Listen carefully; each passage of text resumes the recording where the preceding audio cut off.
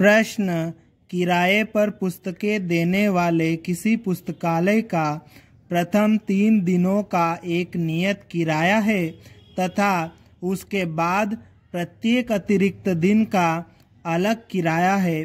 सरिता ने 7 दिनों तक एक पुस्तक रखने के लिए 27 रुपये अदा किए, जबकि सुसी ने एक पुस्तक 5 दिनों तक रखने के लिए 21 रुपये अदा किए। नियत किराया तथा प्रत्येक अतिरिक्त दिन का किराया ज्ञात कीजिए। इस प्रश्न में हमें पुस्तकालय से पुस्तक रखने का नियत किराया तथा प्रत्येक अतिरिक्त दिन का किराया ज्ञात करना है। इस प्रश्न को हल करने के लिए हम लिखेंगे हल। माना कि पुस्तकालय का एक नियत किराया बराबर x रुपये तथा प्रत्येक अतिरिक्त दिन का किराया बराबर y रुपये है। यहाँ पर हमें पुस्तकालय से पुस्तक रखने का नियत किराया और प्रत्येक अतिरिक्त दिन का किराया पता नहीं है, तो हम उसे x रुपये और y रुपये मान लेंगे और उसके बाद में लिखेंगे प्रश्नानुसार। फिर हम प्रश्न का पहला स्टेटमेंट पढ़ेंगे और उसके अनुसार समीकरण बनाएंगे। लेकिन उसके पहले हम एक महत्वपूर्ण बात यहाँ पर समझ लेते हैं। उदाहरण के लिए किसी पुस्तकालय का पहले 3 दिन तक पुस्तक रखने का एक नियत किराया 5 रुपये है, ठीक है, और हम वहां से 7 दिनों के लिए पुस्तक ला रहे हैं, ठीक है। नियत किराया 3 दिन का 5 रुपये है, ठीक है, और हर एक अतिरिक्त दिन का किराया 2 रुपये है। कितना है? 2 रुपये है, ठीक। प्रतिदिन का 2 रुपये लगेगा, ठीक है। 3 दिन का किराया तो 5 रुपये हो गया, है ना। 7 में से 3 दिन का 5 रुपये किराया होगा। बाकी बचे कितने दिन? 4 दिन। तो 4 दिन का हर एक दिन के 2 रुपये के हिसाब से किराया लगेगा, ठीक है। तो ये किराया कितना हो जाएगा? इन दोनों का गुणा कर देंगे तो 8 रुपये हो जाएगा, ठीक है। ये 5 प्लस ये 8, इसको मिलाकर कुल किराया कितना हो जाएगा? 13 रुपये, ठीक है। मतलब हम यहाँ पर क्या करेंगे? नियत किराया लेंगे, उसमें हमें जोड़ना है। क्या जोड़ना है? दिनों की संख्या, कितने दिन के लिए हम पुस्तक रख रहे, ठीक है, वो गुणित अतिरिक्त दिन का, प्रत्येक अतिरिक्त दिन का किराया कितना है ना, वो गुणा करेंगे, ठीक है। उसको जोड़ के कुल किराया हमें मिलेगा। अब हम प्रश्न का पहला स्टेटमेंट, पहला कथन पढ़ेंगे और उसके अनुसार समीकरण बनाएंगे, ठीक है। तो देखो यहाँ पर प्रश्न को एक बार अच्छे से हम समझ लेते हैं। किराए पर पुस्तकें देने वाले किसी पुस्तकालय का प्रथम 3 दिन, मतलब शुरुआत की 3 दिन का एक फिक्स किराया है, नियत किराया है, और हर एक बाद के दिन का अतिरिक्त किराया है ना। प्रत्येक अतिरिक्त दिन का अलग से किराया है, ठीक है। तो देखो आगे हम समझते हैं। सरिता ने 7 दिनों तक एक पुस्तक रखने के लिए 27 रुपये दिए। क्या है? सरिता ने 7 दिन तक एक पुस्तक रखने के लिए कितने रुपए दिए? 27 रुपये दिए, ठीक है। तो इसी स्टेटमेंट के अनुसार हम यहाँ पर समीकरण बनाएंगे। पहले जो 3 दिन है उसके लिए तो किराया फिक्स है, नियत किराया लगेगा, ठीक है। और नियत किराया कितना मान रखा हमने? x मान रखा है। तो ये पहले 3 दिन का किराया तो x रुपये हो गए, ठीक है। सरिता ने 7 दिन के लिए पुस्तक ली थी, ठीक है। 3 दिन का किराया x रुपये हो गए। बचे कितने दिन? 4 दिन बचे, ठीक है। और प्रत्येक अतिरिक्त दिन का किराया कितना है? हर दिन के हिसाब से किराया कितना है? y रुपये, ठीक है।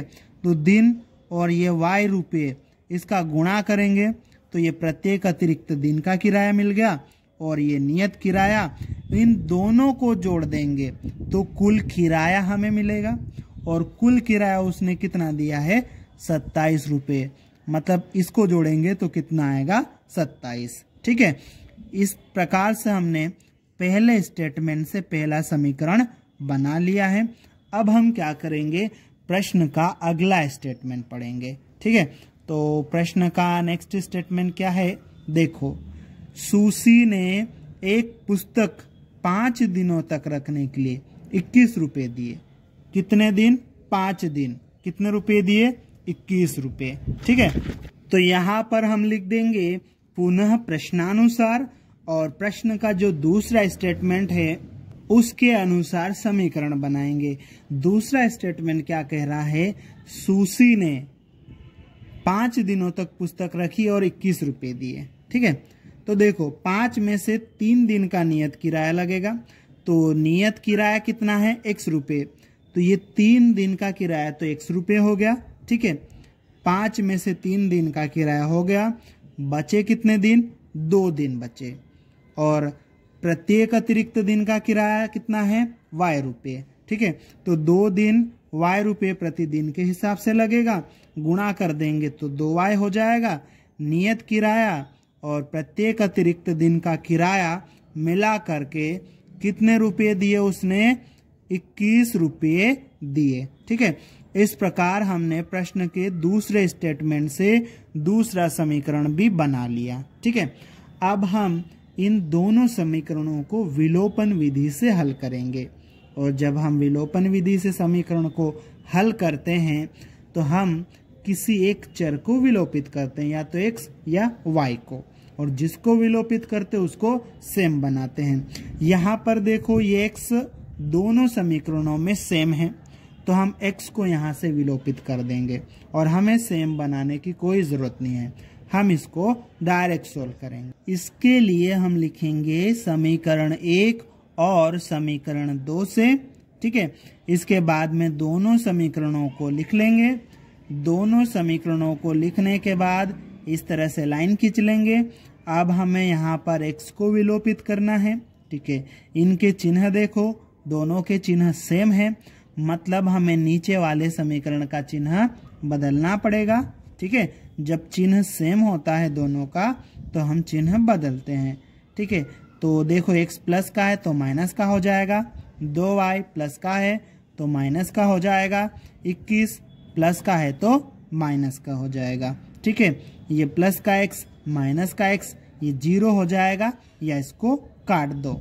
4y प्लस का 2y माइनस का 4y माइनस 2y कितना आ जाएगा? 2y बराबर 27 माइनस 21 कितना आ जाएगा? 6। यहाँ से हम y का मान निकालेंगे, तो y के साथ में ये जो 2 चिपका हुआ है मतलब गुणा में है, उसको हम बराबर के उधर भेजेंगे तो 6 के बटे में आ जाएगा, तो y बराबर ये 6/2 हो जाएगा। अब 6 में 2 से भाग देंगे तो कितना आ जाएगा? 3 आ जाएगा, और इस तरह से y का मान हमें 3 मिल जाएगा। अब हमें ये जो y का मान मिला है, इस मान को हम समीकरण 1 या 2 दोनों में से किसी भी समीकरण में रख सकते हैं। समीकरण 2 हमें थोड़ा सा छोटा और आसान लग रहा है, तो y का मान हम समीकरण 2 में रखेंगे। इसके लिए हम लिखेंगे y का मान समीकरण 2 में रखने पर, और उसके बाद में समीकरण 2 को हम लिख लेंगे। अब समीकरण 2 में इस y की जगह पर y का मान हम 3 रखेंगे। ठीक है, तो ये x है प्लस 2, y जो है 2 के साथ में चिपका हुआ है मतलब गुणा में है, तो y का मान 3 आएगा, वो भी 2 के साथ में गुणा में आएगा, और ये बराबर का चिन्ह, और ये 21। ठीक है, अब आगे x प्लस 2 गुणित 3 कितना हो जाएगा?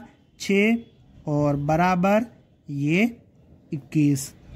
हमें यहाँ से x का मान निकालना है, तो इस 6 को हम यहाँ से हटा के बराबर के चिन्ह के उधर भेजेंगे। इधर ये प्लस का है, उधर जाएगा तो माइनस का हो जाएगा। ठीक है, तो ये x आ जाएगा, और ये बराबर का चिन्ह ये 21, और 6 इधर आएगा तो माइनस का हो जाएगा। ठीक है, अब आगे x बराबर 21 में से 6 घटाएंगे तो कितना आ जाएगा 15। ठीक है, इस प्रकार हमें x और y का मान मिल गया है और x और y को ही हमने पुस्तकालय का नियत किराया और प्रत्येक अतिरिक्त दिन का किराया माना था। ठीक है, अतः पुस्तकालय का नियत किराया बराबर 15 रुपये तथा प्रत्येक अतिरिक्त दिन का किराया बराबर 3 रुपये है और यही हमारा उत्तर है।